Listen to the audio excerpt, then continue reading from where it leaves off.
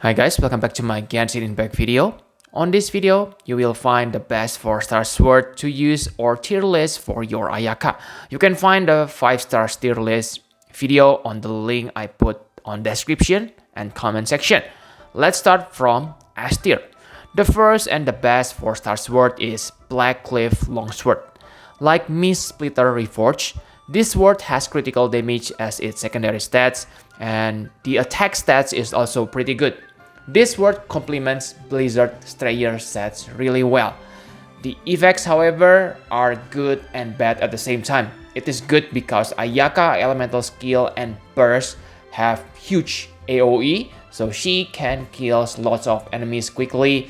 Bad because you need to kill enemies, so the effects are basically non-existent if you fight a boss or small number of enemies.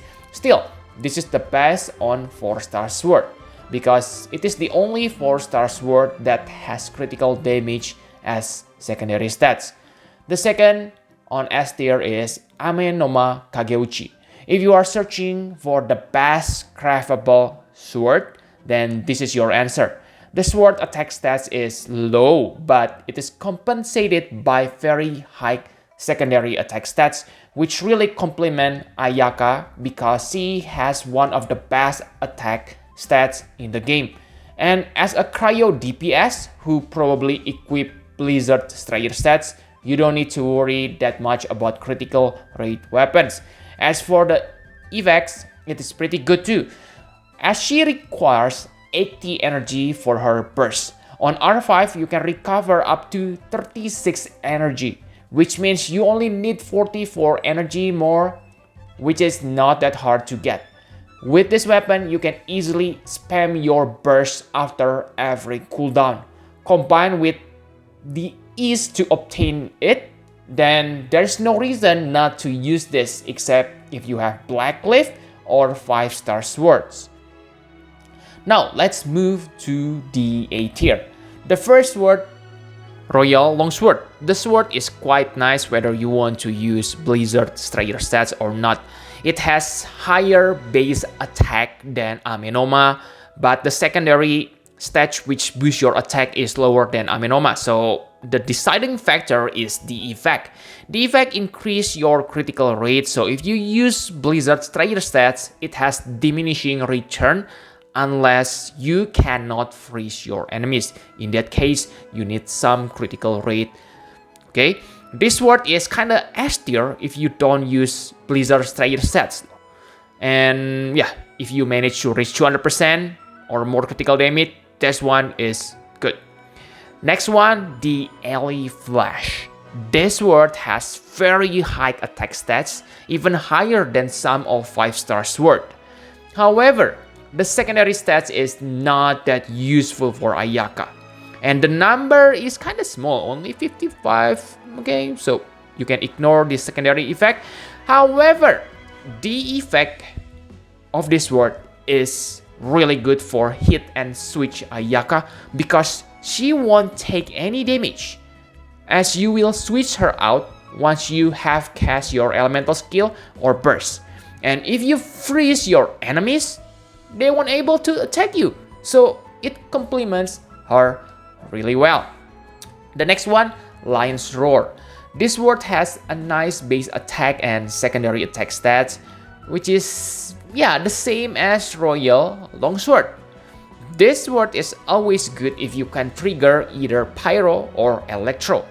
However, maybe those elements are not the one you want to trigger when using Ayaka, especially when you use Blizzard Strayer sets. You want your enemy frozen. Using Pyro or Electro kinda reduce your Blizzard Strayer effectiveness, right? Next one, the Black Sword. This sword usually becomes the best 4-star sword for DPS characters, but not for Ayaka. The first reason, again, Blizzard Strayer sets. You don't need that much critical rate from this sword unless you have like 200% critical damage. Second reason is the effect only boosts your normal and charged attack. Sure, Ayaka's normal and charged attack are nice, but what about her elemental skill and burst? You don't get any benefit if you play hit and switch Ayaka. And also remember, this weapon comes from Battle Pass. So unless you already have it, then I really against you to get this solely for Ayaka. Next, Sacrificial Sword R5. This sword is like the alternative version of Amenoma Kageuchi. The energy recharge is quite high, 61.3%. The real price is the effect, able to trigger your elemental skill twice in a row. Also mean more cryo orbs, so it reveals your burst much faster, combined with amazing energy recharge touch. Ayaka elemental skill has 9 seconds cooldown. While this cooldown is not terribly long like Xingqiu, it is still quite long. So I think the effect is still useful for Ayaka. The only problem with this sword is you need at least R3 or R4 minimum to trigger the effect reliably. Below that, then this sword become B tier. That's why I said R5. So those are swords on A tier. Now let's move to B tier. The first sword, the Flute. The sword has nice attack stats and useful secondary stats. However, the effects are simply kinda mediocre. Ayaka doesn't have fast attack speed like Ayato, and if you plan to play as hit and switch Ayaka, the effect of this sword is basically non-existent. The next word, Vivanius Sword. So this is like, the twin version of Sacrificial. Okay, this seems good for Blizzard Strayer set Ayaka because she has high critical rate. However, the skill has long cooldown, which make it unreliable, and the energy it recovers is not affected by energy recharge. Compare it to Sacrificial Sword allows you to use elemental skill consecutively, and the elemental orbs you get from that skill are affected by energy recharge. So this is way below Sacrificial Sword. Next one, Iron Sting. This is Poorman's Ellie Flash. However, like I said, Poorman's the attack is much lower compared to Ellie Flash. The elemental mastery is, again, you don't need it. The effect works for Ayaka though, as she can easily deal cryo damage anytime she wants. This is craftable weapon, so my advice for you is simply to craft a Menoma instead of this one. Next one is Prototype Rancor. This sword has nice attack stats, but again, secondary bonus simply useless on Ayaka. The effects are also too small unless you have the R5 version of the sword. Same as Iron Sting, you better craft Amenoma Kageuchi instead of this one. Next, the limited weapon Festering Desire. This free weapon is quite nice, okay? But the problem is Ayaka elemental skill cooldown is quite long, like 9 seconds. So this weapon is not that recommended. The last one, Cinnabar Spindle. Oh, you don't want to beat Ayaka or Tengyaka, right? So don't bother. Those are swords in B tier, and I think you should use these 3-star swords instead of the sword on B tier. Okay, so I can say these 3 stars swords are poor man's tier, but they are not bad, okay?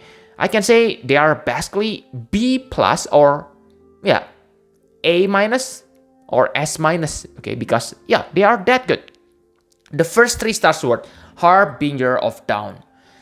This sword is simply very good for Ayaka. If Amenoma Kageuchi is not available, then this one probably go to S tier, okay?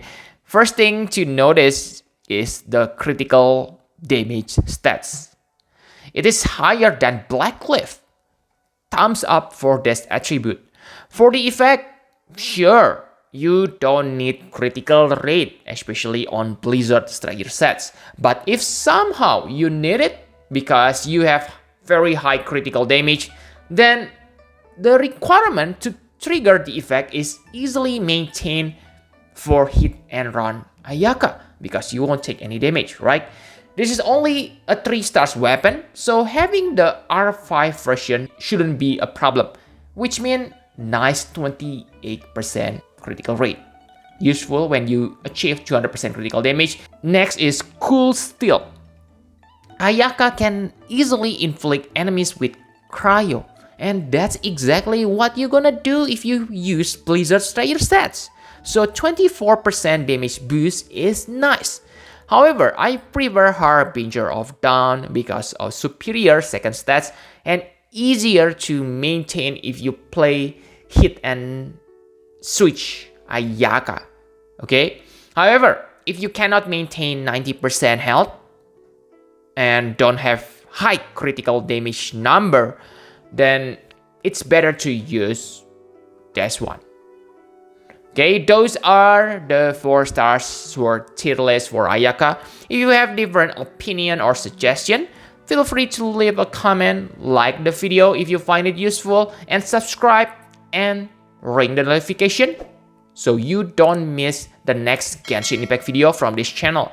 Thanks for watching and see you in the next video.